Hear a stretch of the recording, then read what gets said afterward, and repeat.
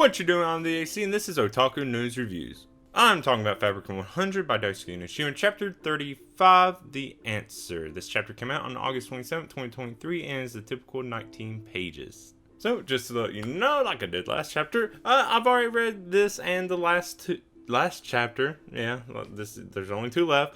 So I know what's going to happen, but I'm mainly only going to talk about this chapter, and there's a lot to it. It's mainly all backstory, but it's also pretty quick, so don't expect anything too long.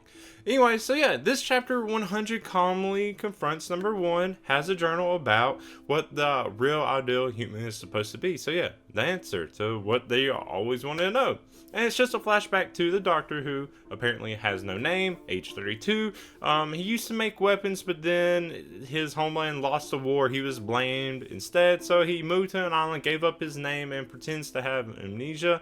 But then Saya, yeah, we all know of Saya at this point, brought apples for making him toy, calls him Nathan for some reason. Weird name, not the name I would expect for an infamous doctor like this, but whatever. But each time she brings, there's fewer and fewer, so he starts getting greedy. It's like, oh, why is she not bringing me as many apples? Blah, blah, blah. I'm going to try to get apples for someone else. So he tries to make a toy for somewhere else, but person is like, oh, sorry, I don't have apples because I've been giving them to Saya. Yeah, finds out the truth. There's a food storage going on the island, which weird that he didn't figure that out until that point. And apparently Saya's been going around asking people for apples to give to him, just so he has a share, and the toy was just an excuse, just so he didn't feel indebted to her.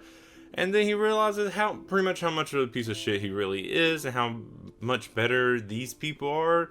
I mean, they accepted him without really any suspicious, and he was pretty much just being ass about it. Yeah, but then his homeland, you know, the ones that lost the war, where they were kind of upset about that and decided to air raid this island specifically. I don't know what was at this island that they would need to air raid it for, but hey, what's the real point of any place air raiding anything when it's usually just civilians that are the casualties? US to everyone. So yeah, and to make it worse, it was his weapon they were using to do it. So he ended up collecting the corpses because he couldn't save them. He was spared because he lived on the outskirts, and he wants to bring them back to make an ideal human so he can have his ideal life again on this island. That's it. We get to see the backstory to his motive, but we don't see the process yet. So maybe that's in the last chapter. I don't know. Do. But yeah, that's it. It's backstory. It's something we finally get. I feel like it's a little too late, knowing that it ends in the next chapter, but hey, it's something. We get to finally see we